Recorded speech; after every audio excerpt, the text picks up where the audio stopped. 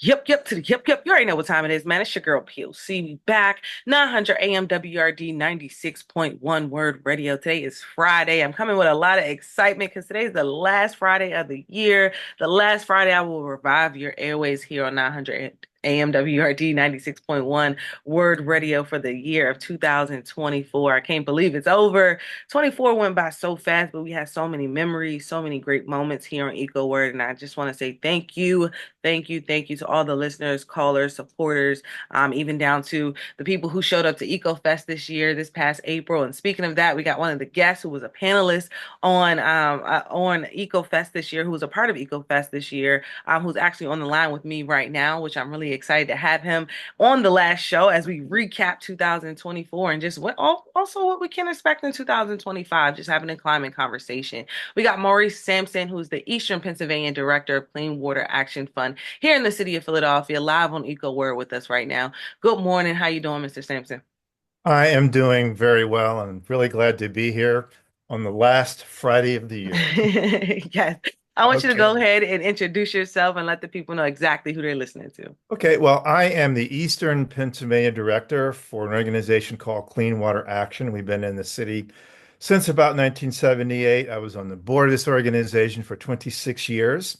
And in 2016, I had a circumstance happen with my company and found myself directing this group. And that's where I have been for the last 8 years. Making this organization look more like Philadelphia, I love that. has been my goal. I And love that.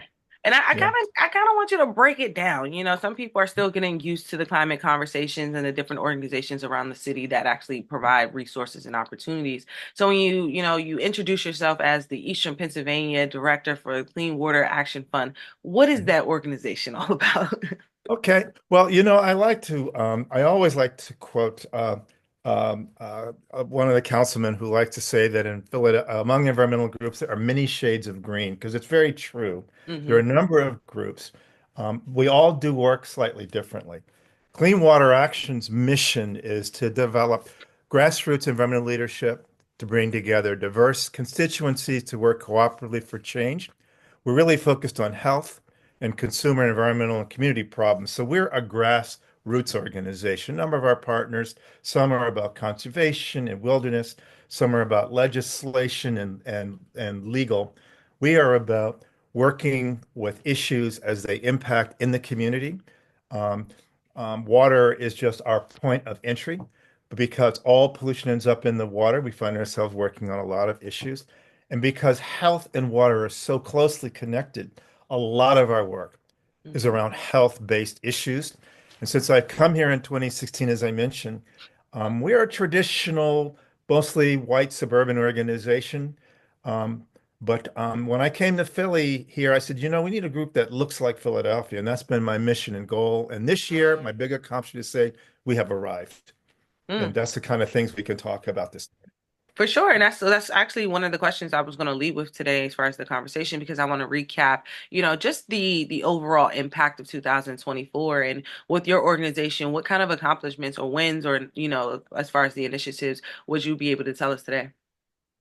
Well, I think, coming from our context, there are two things I would point on. One is the election of Mayor Sherrill Parker would be probably the biggest thing to talk about, because in Philadelphia, what the mayor wants is really where things move when it comes to any kind of environmental issue. So Hmm. that's it. And then we have been working on a project funded by the William Penn Foundation in the Kingsessing area, a community-led greening plan. And that has been just has reached a level of success that has me very excited, because the community has decided what it wants, and we've been working together now to try and implement that plan. So, and climate is about that. A community green plan really is a community-based climate plan. A lot of us talk about climate and we think about what's going to happen from Washington, what's going to happen from Harrisburg. Climate happens with where you live, Hmm. okay? And it's about what you are doing locally to take care of yourself and policies that support that. So we've got some great work going along on those two. So where do you want me to start? Yeah, well, I I just definitely opened the world for you. What do you want me to say? for sure. I definitely want to back up to you mentioning the mayor because this year she implemented a lot of new offices around the city to actually push the new green initiative, as far as a greener, safer Philadelphia. And one of the offices that she opened was the Clean and Green office. Well, it's actually called the Clean and Green Initiatives office, right? Right. So when it comes down to that office that was open, what are your thoughts on that? Do you think that that was a great starting point, or do you think that's another waste of tax dollars?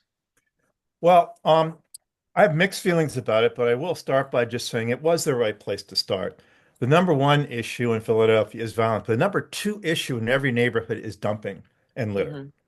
And so for the mayor to come in with a real strong approach in terms of dealing with violence, to immediately put a program together to address the second biggest issue, that just makes all kinds of sense to Hmm. do.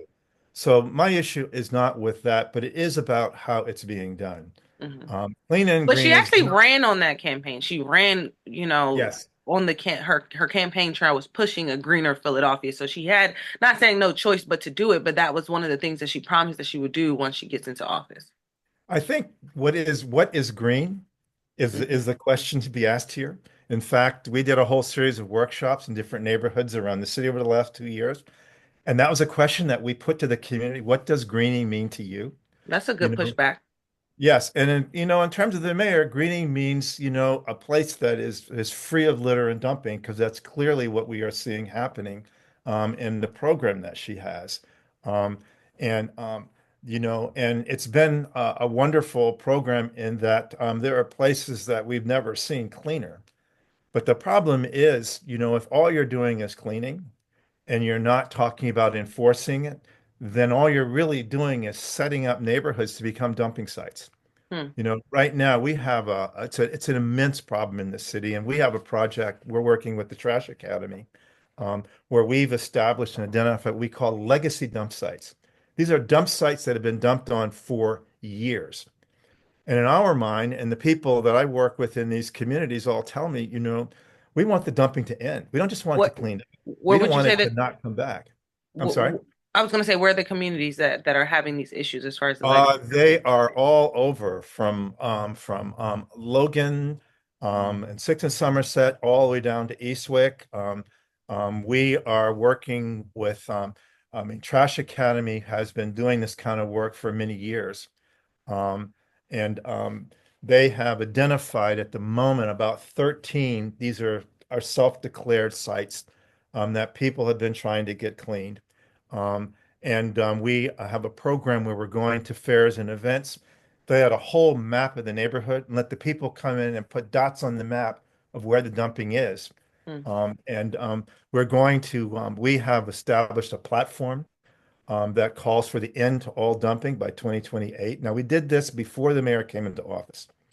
In fact, we did a year ago in February, we did a big press conference at Girard College on this subject and had a huge turnout. I mean, challenged all of the candidates to tell us, will you give us a plan? Hmm. Now, Mayor didn't sign on the plan at that point in time, but she did roll out the program she has right now. Um, but again, that program focuses on cleaning. It doesn't focus on enforcement. And if you Hmm. don't enforce, all you're doing is encouraging people to dump. Worse, people who are right now paying to get it dumped are going to not pay if they can go someplace where we know you're going to clean up and they're going to dump more. Hmm. So it's a great start, but without that other piece, dumping is going to go on and it's going to get very expensive, and we're going to find we're going to be spending all of our money cleaning to the detriment of every other issue in this city. And I that's have something. two I have two questions that I want to ask you really quickly about that. We got about 10 minutes left, so I want to kind of move the conversation along. Sure enough. Sure But enough. one, what does enforcement look like? Enforcement looks like Because the city is already overfining people right now for things that, people are not paying for. So I think, okay, what does enforcement look like? very good point. Enforcing the laws that are on the books. We don't need any new laws because we've been rewriting them and rewriting them, and they've never been enforced. Hmm. We need to we need not to give out tickets. We need to take vehicles. In fact, my feeling is if I were running the program, if I caught you dumping, I would call a tow truck operator. I have it towed down. I bring you into court. I'm not going to give you a ticket or a fine. I'm going to give you a warning. But now you're going to have to pay the fee to get your car out of hock. That's not Hmm. going to cost the city anything. Now, that truck is your livelihood. We can't I give think PPA no more money though. Come on, Mr. Sampson. We no, can't give PPA no more I'm not money. talking about PPA. When you have a car accident, how many tow trucks show up that are city tow trucks? Okay, okay, okay. You understand what I'm saying?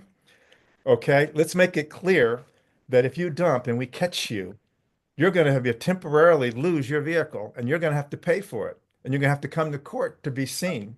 I'm going to give you a warning. I'm not going to give you a ticket. Hmm.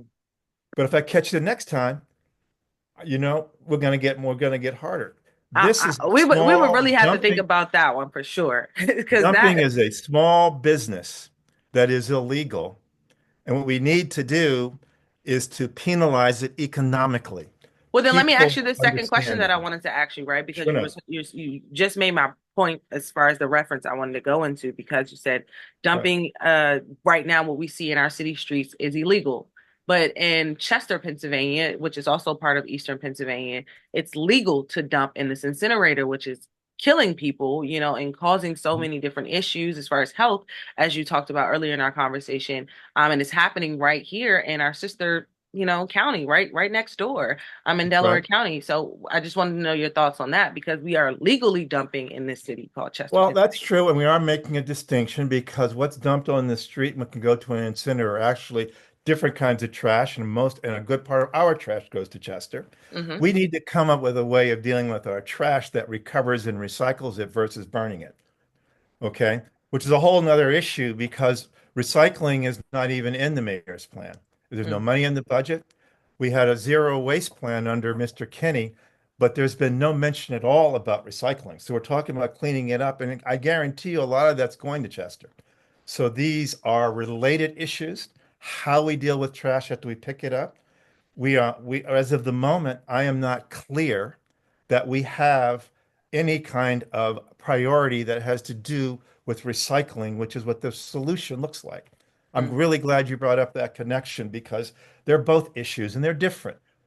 How we manage our trash is one, and where we put it is another. Yeah. And they're all connected, and all of those questions need to be answered. For sure. And I want to kind of move the conversation along and get for those who are just now tuning in, you're listening to Maurice Sampson, who is the Eastern Pennsylvania Director for Clean Water Action Fund. I'm here in the city of Philadelphia, and today's the last episode of Eco Word. So we're recapping 2024, but also talking a little bit about what can we expect in 2025. And I want to ask you, going into 2025, we are headed into a new, what did you say?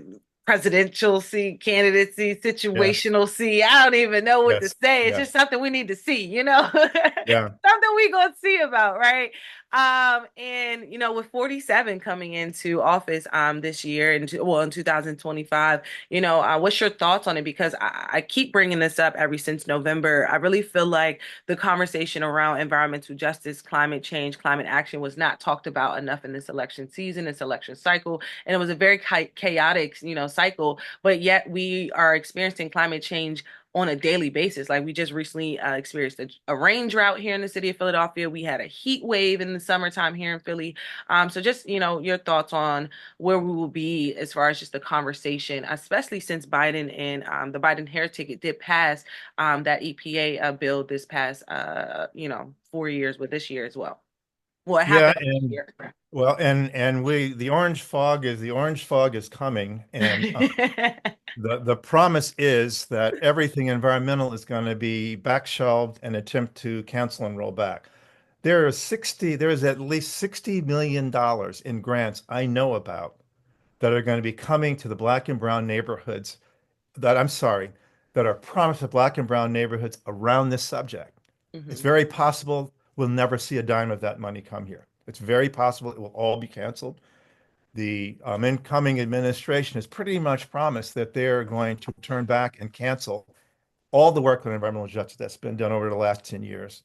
Um, and our concern about environmental issues is stark. They're talking about rolling back the Clean Water Act, which is one of the most successful, and really eliminating regulations, which would bring all the horrors on our head. It's about a defensive battle nationally. Locally, there's a lot we can do because really, in the end, these are issues on the ground, and it's about what we decide to do on the state level and on the city level, and that's really where the action is going to come from. We're going to hear nothing but horror stories. I am worried about the fracking gas that's going to be Mhm. coming on trains that are scheduled that would go through Philadelphia. Um, if it that was a plan in the when 47 was then 45. Five. Yes. Yeah. Okay. Um, that plan got put on the shelf. I think that's going to come back. These are very dangerous. If these trains blow up, it will take out a third of the city. In fact, these trains weren't even allowed to happen. They were the transportation department wouldn't even allow them, and they were trying to override that. So there's a lot of things that are going to be coming up that we're going to need to pay attention to. It's going to be a defensive battle for most of the environmentalists, but locally, we got to keep moving. We got to stay focused on taking care of the terrible heat sinks in this city, which are Yeah. burning up parts of our town. And there are things we can do locally, and that's where energy is going to be. But nationally, it's going to be a horror story every week, is what I'm predicting. Um, And when it comes down to clean water too, I want to make sure we get in a conversation about that. yes, ma'am. We Mhm. did experience a drought as far as rain drought, Yes. between October and early November of this year. So what is your thoughts on that? Just the fight for, clean water, the fight for everyone to have enough water supply and things like that. Well, as long as the rivers are running, we're going to have water in Philadelphia because that's where it comes from. And we're going to see period, like we've had this period of drought, but mostly what we're going to be seeing is rain because when So we you've will got, see more flooding we're going to see a lot more flooding. The anticipation for climate change impact in our area is that it's going to be wetter and it's going to be hotter. And because the air holds more water under those circumstances, just because of where we are, the circumstance where we had the Vine Street Canal up here this last year with that, we can expect more of those kind of flash incidents and flash floods. And this city is a lot of the city is underwater. for I didn't sure. really appreciate that, but when it rains, there are basements that flood. And what does that mean? That means black mold. That means health impacts. Um, that's all those issues that we're experiencing in our community are exasperated And a by lot the of our conditions residents are we dealing see. with, during the rain season, a lot of our residents are experiencing issues with their roofs as That's well. right. That's right. And I think the rebuild programs and programs that help us just take care and make our homes more resilient. We got to stop talking about climate change and talk about climate resilience, Hmm. the ability to live through what is here and is coming. Climate change is here. People who live in our hoods have been experiencing it for years already. And I'm going to tell you something, they're very sophisticated on this subject. Hmm. They are very sophisticated. I did a program there and they wanted to know where I had been because they know there are problems. There are neighborhoods in our city that are 20 degrees hotter than others because there are no trees. Haddington, Southwest Philly, South Philly, devoid of trees. And there are 20 degrees difference and people dying of heat stroke. We have all those things coming. So I'm really sweeping it over it quickly. There's a lot we can do about this that we don't need the federal government for, but we're going to have to pay attention and we're going to have to start building ourselves to be more resilient so that we can address it. For sure, and in coming off the statement of resiliency, you talked a little bit about the fact that when you first got into the organization as far as the Eastern Pennsylvania Clear Water Action Fund, it was predominantly white. And you had the ambition to change it and make it look a little bit like us. And I feel like just the overall impact of the coming into the I don't even want to call it the industry, but coming into the conversation surrounding climate, surrounding sustainability, surrounding environmental justice, or the injustices that we deal with on a daily basis, it's also still a scene of white people. It's not necessarily it's not necessarily a balance when it comes to having the conversation, even when it comes to the funding that's put to where communities that actually are in dire need of issues, well, money for the issues that they're dealing with. So my question that I want to ask you, is going into 2025, how can more organizations have the ambitions like you as far as like we need to be at the table, we need to be a part of these conversations, we need to get to this funding, even on a local level, because you said on a federal level, it's a win-win, but it can also be a loss at the same time. So when it comes down to fighting on a local level, how can we make sure that in a Commonwealth state like Pennsylvania, who has tons of rural areas all around us, how can we make sure we're still getting the funding and the just due here in a city like Philadelphia? Because we went Okay. purple this year. We got to make it Okay. very clear that Pennsylvania went purple. There's good news and bad news on that front. Okay. Um, the bad news is that a whole lot of money, 40% of all federal grants under the Biden administration had to be spent in Black and brown communities. Okay. The bad news is that's getting ready to disappear. So there was, and there is a lot of money in that pipeline already. The question is, are they going to open that pipeline or are they going to cut it off? That's an unknown right now. Um, so that's the bad news. The good news is the William Penn Foundation has set up a whole funding scenario that is going to emphasize Black and brown communities. Awesome. Every grant they're giving out is, and that's money literally for local groups and organizations on the ground. We have worked with the Empowered CDC out of Southwest Philly. They've already gotten a good piece of that. That's the group we've been working with for the last 2 years. We have a tight relationship. One we want to do with other groups and other neighborhoods. We want to act as a green gatekeeper for the Black community. You know your neighborhoods. We have some resources and connections. We want you to be in touch with us. We want to sit down and talk about what do you want? What does green mean for you? And it does include violence, and it doesn't, all those things are there. When you green, Intersections for violence sure. goes down. So there's a direct connection. But this is about us deciding and understanding that nobody's coming to help us. We got to do this ourselves. We got to sit down and talk about what we have and how we can use that to improve our own lot. Hmm. And there is money locally though, and that's the really good news. And the William Penn Foundation is very serious. When you partner, and if you're a white group, you better have a partner in the Black community. Well, I'm serious. I am serious. This is how they've written this.